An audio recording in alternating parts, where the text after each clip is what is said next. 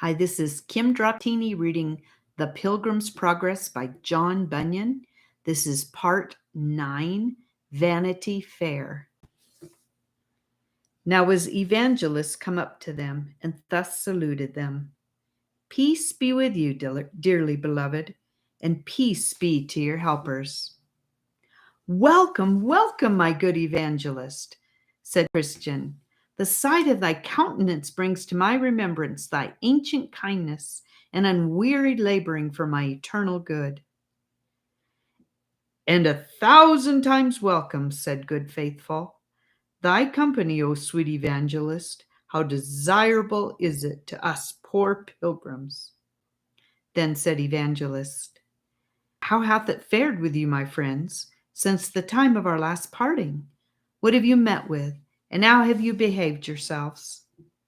Then Christian and Faithful told him of all things that had happened to them in the way, and how and with what difficulty they had arrived to that place. Right glad I am, said Evangelist, not that you met with trials, but that you have been victors, and for that you have, notwithstanding many weaknesses, continued in the way to this very day. I say, right glad I am of this thing, and that for mine own sake and yours.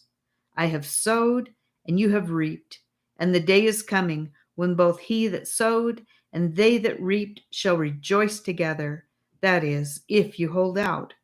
For in due time you shall reap, if you faint not. The crown is before you, and it is an incorruptible one, so run that you may obtain it. Some there be that set out for this crown, and after they have gone far for it, another comes in and takes it from them. Hold fast, therefore, that you have. Let no man take your crown. You are not yet out of the gunshot of the devil. You have not resisted unto blood, striving against sin. Let the kingdom be always before you, and believe steadfastly concerning things that are invisible. Let nothing that is on this side of the other world get within you. And above all, look well to your own hearts and to the lusts thereof, for they are deceitful above all things and desperately wicked. Set your faces like a flint. You have all power in heaven and earth on your side. Then Christian thanked him for his exhortation, but told him withal that they would have him speak further to them for their help the rest of the way, and the rather, for that they well knew that he was a prophet, and could tell them of things that might happen unto them, and also how they might resist and overcome them. To which request Faithful also consented. So Evangelist began as followeth. My sons, you have heard in the words of the truth of the gospel, that you must through many tribulations enter into the kingdom of heaven. And again, that in every city bonds and affections abide on you, and therefore you cannot expect that you should go long on your pilgrimage without them in some sort or other. You have found something of the truth of these testimonies upon you already, and more will immediately follow.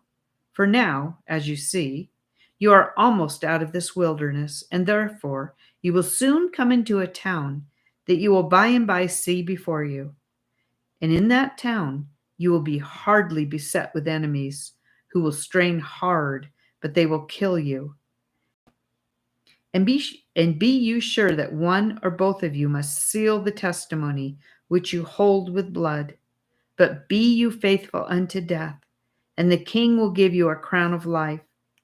He that shall die there, although his death will be unnatural, and his pain perhaps great, he will yet have the better of his fellow, not only because he will be arrived at the celestial city soonest, but because he will escape many miseries that the other will meet with in the rest of his journey. But when you are come to the town, and shall find fulfilled what I have here related, then remember your friend, and quit yourselves like men, and commit the keeping of your souls to your God in well-doing, as unto a faithful Creator.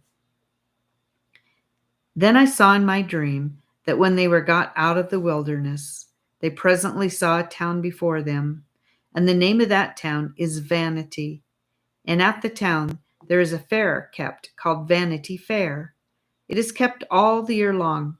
It beareth the name of Vanity Fair, because the town where 'tis kept is lighter than vanity, and also because all that is there sold, or that cometh thither, is vanity. As is the saying of the wise, all that cometh is vanity. This fair is no new erected business, but a thing of ancient standing. I will show you the original of it. Almost 5,000 years agone, there were pilgrims walking to the celestial city, as these two honest persons are, and Beelzebub, Apollyon, and Legion with their companions, perceiving by the path that the pilgrims made that their way to the city lay through this town of Vanity, they contrived here to set up a fair wherein should be sold of all sorts of vanity, and that it should last all the year long. Therefore, at this fair are all such merchandise sold as houses, lands, trades, places, honors, preferments, titles, countries, kingdoms, lusts, pleasures, and delights of all sorts, as wars, bawds, wives, husbands, children, masters, servants, lives, blood, bodies, souls, silver, gold, pearls, precious stones, and what not. And moreover, at this fair, there is at all times to be seen jugglings, cheats, games, plays, fools, apes, knaves, and rogues, and that of every kind. Here are to be seen too, and that for nothing, thefts, murders, adulteries, false swears, and that of a blood-red color. And as in other fairs of less moment, there are the several rows and streets, under their proper names, where such and such wares are vended. So here likewise you have the proper places, rows, streets, countries, and kingdoms, where the wares of this fair are soonest to be found. Here is the Britain row, the French row, the Italian row, the Spanish row, the German row, where several sorts of vanities are to be sold. But as in other fairs, some one commodity is as the chief of all the fair. So the ware of Rome and her merchandise is greatly promoted in this fair. Only our English nation, with some others, have taken a dislike thereat.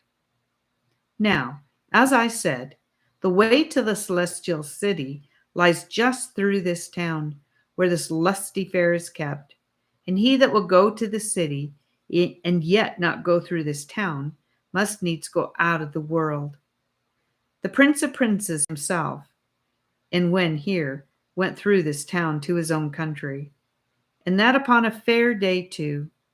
Yea, and as I think, it was Beelzebub, the chief lord of this fair, that invited him to buy of its vanities.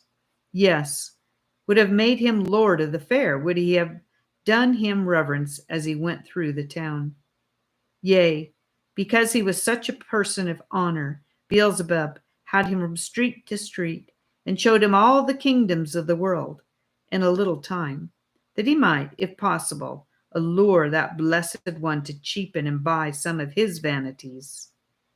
But he had no mind to the merchandise, and therefore left the town without laying out so much as one farthing upon these vanities. This fair, therefore, is an ancient thing, of long standing, and a very great fair. Now these pilgrims, as I said, must needs go through this fair. Well, so they did. But behold, even as they entered into the fair, all the people in the fair were moved, and the town itself, as it were, in a hubbub about them, and that for several reasons. For, first, the pilgrims were clothed with such kind of raiment as was diverse from the raiment of any that traded in that fair. The people, therefore, of the fair made a great gazing upon them.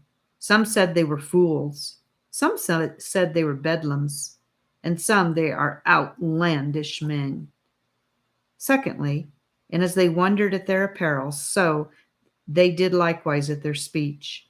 for few could understand what they said. They naturally spoke the language of Canaan, but they that kept the fair were the men of this world, so that from one end of the fair to the other, they seemed barbarians each to the other. Thirdly, but that which did not a little amuse the merchandisers was, that these pilgrims set very light by all their wares. They cared not so much as to look upon them, and if they called upon them to buy, they would put their fingers up in their ears and cry, "Turn away mine eyes from beholding vanity, and look upwards," signifying that their trade and traffic was in heaven. One chanced mockingly, beholding the carriages of the men, to say unto them, "What will ye buy?" But they, looking gravely upon him, said, "We buy the truth." At that there was an occasion taken to despise the men the more, some mocking, some taunting, some speaking reproachfully, and some calling upon others to smite them. At last things came to a hubbub and great stir in the fair, insomuch that all order was confounded. Now was word presently brought to the great one of the fair, who quickly came down and deputed some of his most trusty friends to take these men into examination, about whom the fair was almost overturned. So the men were brought to examination, and they that sat upon them asked them whence they came, whither they went, and what they did there in such an unusual garb. The men told them that they were pilgrims and strangers in the world, and that they were going to their own country, which was the heavenly Jerusalem, and that they had given none occasion to the men of the town, nor yet to the merchandisers, thus to abuse them, and to let them in their journey. Except it was for that, when one asked them what they would buy, they said they would buy the truth. But they that were appointed to examine them did not believe them to be any other than bedlams and mad, or else such as came to put all things into a confusion in the fair. Therefore they took them and beat them, and besmeared them with dirt, and then put them into the cage, that they might be made a spectacle for all the men of the fair. There, therefore, they lay for some time, and were made the objects of any man's sport, or malice, or revenge, the great one of the fair laughing still at all that befell them. But the men being patient, and not rendering railing for railing, but contrariwise, blessing, and giving good words for bad, and kindness for injuries done, some men in the fair, that were more observing and less prejudiced than the rest, began to check and blame the baser sort of their continual abuses done by them to the men. They, therefore, in angry manner let fly at them again, counting them as bad as the men in the cage, and telling them that they seemed confederates, and should be made partakers of their misfortunes. The other replied, that for aught they could see, the men were quiet and sober, and intended nobody any harm, and that there were many that traded in their fair that were more worthy to be put into the cage, yea, and pilloried too, than were the men that they had abused. Thus, after divers words had passed on both sides, the men behaving themselves all the while very wisely and soberly before them, they fell to some blows among themselves, and did harm one to another. Then were these two poor men brought before their examiners again, and they're charged as being guilty of the late hubbub that had been in the fair. So they beat them pitifully, and hanged irons upon them, and led them in chains up and down the fair for an example and a terror to others, lest any should further speak in their behalf, or join themselves unto them. But Christian and Faithful behaved themselves yet more wisely, and received the ignominy and shame that was cast upon them with so much meekness and patience, that it won to their side, though but few in comparison of the rest, several of the men in the fair. This put the other party yet into a greater rage, insomuch that they concluded the death of these 2 men. Wherefore they threatened that the cage nor irons should serve their turn, but that they should die for the abuse they had done, and for deluding the men of the fair. Then were they remanded to the cage again, until further order should be taken with them. So they put them in, and made their feet fast in the stocks. Here, therefore, they called again to mind what they had heard from their faithful friend Evangelist, and were the more confirmed in their way and sufferings by what he told them would happen to them. They also now comforted each other, that whose lot it was to suffer, even he should have the best on't. Therefore, each man secretly wished that he might have that preferment, but committing themselves to the all-wise dispose of him that ruleth all things, with much content, they abode in the condition in which they were, until they should be otherwise disposed of. Then, a convenient time being appointed, they brought them forth to their trial, in order to their condemnation. When the time was come, they were brought before their enemies and arraigned. The judge's name was Lord Hategood. Their indictment was one, and the same in substance, though somewhat varying in form. The contents thereof was this: that they were enemies to, and disturbers of their trade, that they had made commotions and divisions in the town, and had won a party to their own most dangerous opinions, in contempt of the law of their prince. Then Faithful began to answer, that he had only set himself against that which had set itself against him that is higher than the highest. And, said he, as for disturbances, I make none, being myself a man of peace. The parties that were won to us were won by beholding our truth and innocence, and they are only turned from the worse to the better. And as to the king you talk of, since he is Beelzebub, the enemy of our Lord, I defy him and all his angels. Then proclamation was made, that they that had aught to say for their lord the king against the prisoner at the bar should forthwith appear and give in their evidence. So there came in 3 witnesses, to wit, Envy, Superstition, and Pickthank. They were then asked if they knew the prisoner at the bar, and what they had to say for their lord the king against him.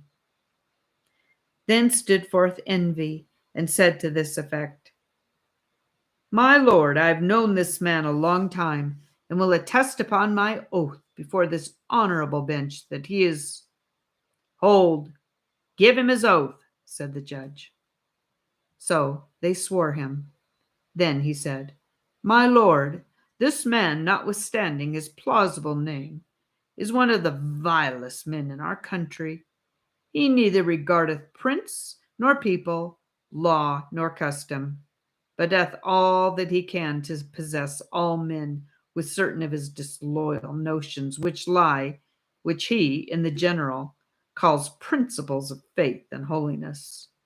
And in particular, I heard him once myself affirm that Christianity and the customs of our town of Vanity were diametrically opposite and could not be reconciled.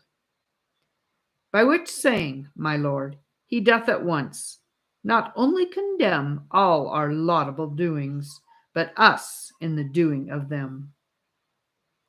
Then did the judge say unto him, Hast thou any more to say? My lord, I could say much more, only I would not be tedious to the court. Yet, if need be, when the other gentlemen have given in their evidence, rather than anything shall be wanting that will dispatch him, I will enlarge my testimony against him. So he was bid stand by. Then they called Superstition, and bid him look upon the prisoner. They also asked what he could say for their lord the king against him. Then they sware him, so he began. My lord, I have no great acquaintance with this man, nor do I desire to have further knowledge of him. However, this I know, that he is a very pestilent fellow, from some discourse that the other day I had with him in this town. For then, talking with him, I heard him say that our religion was not, and such by which a man could be by no means please God. Which sayings of his, my lord, your lordship very well knows, what necessarily thence will follow, to wit, that we still do worship in vain, are yet in our sins, and finally shall be damned. And this is that which I have to say. Then was Pickthank sworn, and bid say what he knew in behalf of their lord the king against the prisoner at the bar.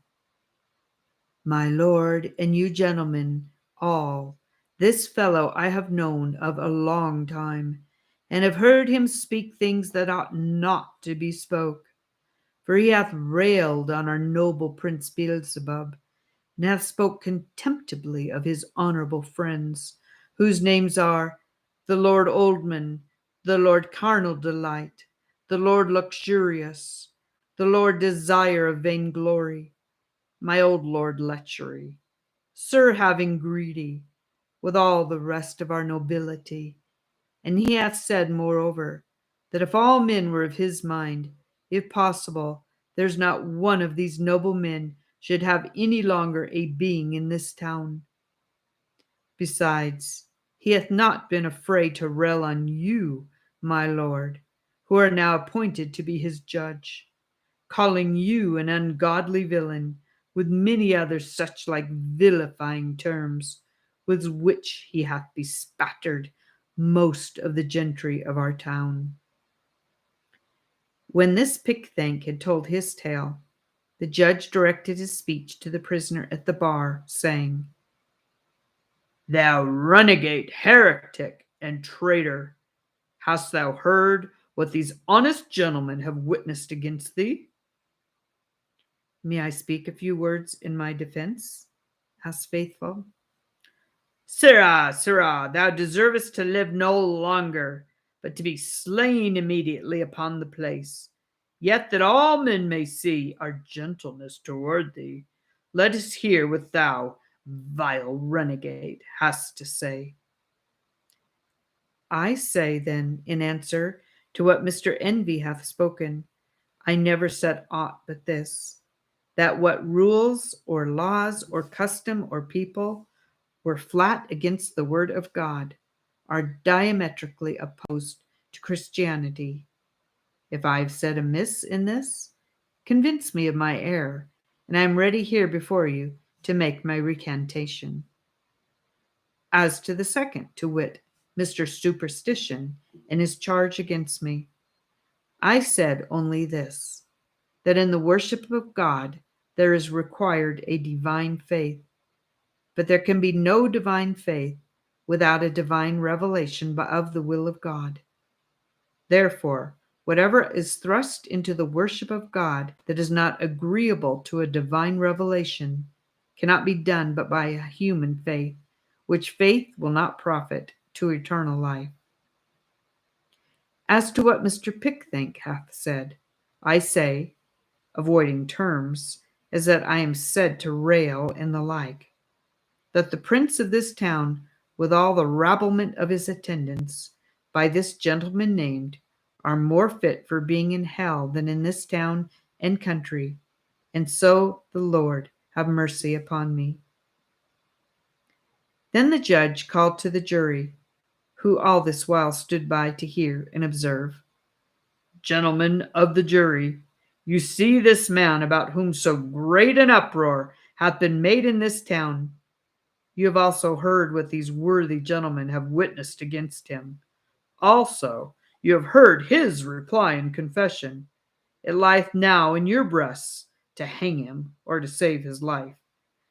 But yet I think meet to instruct you unto our law. There was an act made in the days of Pharaoh the Great, servant to our prince, that lest those of a contrary religion should multiply and grow too strong for him, their males should be thrown into the river. There was also an act made in the days of Nebuchadnezzar the Great, another of his servants, that whoever would not fall down and worship his golden image should be thrown into a fiery furnace. There was also an act made in the days of Darius, that whoso for some time called upon any god but his should be cast into the lion's den. Now the substance of these laws this rubble has broken, not only in thought, which is not to be borne, but also in word and deed, which must therefore needs be intolerable. For that of Pharaoh, his law was made upon suspicion to prevent mischief, no crime yet being apparent. But here is a crime apparent. For the second and third, you see, he disputeth against our religion, and for the treason he hath confessed, he deserveth to die the death. Then went the jury out, whose names were Mr. Blindman, Mr. No Good, Mr. Malice, Mr. Lovelust, Mr. Live Loose, Mr. Heady, Mr. High Mind, Mr. Enmity, Mr. Liar, Mr. Cruelty, Mr. Hate Light, and Mr. Implacable, who everyone gave in his private verdict against him among themselves, and afterwards unanimously concluded to bring him in guilty before the judge. And first among themselves, Mr. Blindman, the foreman, said, I see clearly that this man is a heretic. Then said Mr. No Good, away with such a fellow from the earth. Aye, said Mr. Malice, for I hate the very looks of him. Then said Mr. Lovelust, I could never endure him. Nor I, said Mr. Liveloose, for he would always be condemning my way. Hang him, said Mr. Heady. A sorry scrub, said Mr. High Mind. My heart riseth against him, said Mr. Enmity. He is a rogue, said Mr. Liar. Hanging is too good for him, said Mr. Cruelty. Let's dispatch him out of the way, said Mr. Hate Light. Then said Mr. Implacable, might I have all the world given me, I would not be reconciled to him. Therefore let us forthwith bring him in guilty of death. And so they did. Therefore he was presently condemned to be had from the place where he was to the place from whence he came, and there to be put to the most cruel death that could be invented. They therefore brought him out to do with him according to their law. And first they scourged him, then they buffeted him, then they lanced his flesh with knives. After that they stoned him with stones, then pricked him with their swords, and last of all they burned him to ashes at the stake. Thus came Faithful to his end. Now I saw that there stood behind the multitude a chariot, and a couple of horses waiting for Faithful, who, so soon as his adversaries had dispatched him, was taken up into it, and straightway was carried up through the clouds, with sound of trumpet, the nearest way to the celestial gate. But as for Christian, he had some respite, and was remanded back to prison, so he there remained for a space. But he that overrules all things, having the power of their rage in his own hand, so wrought it about that Christian for that time escaped them and went his way.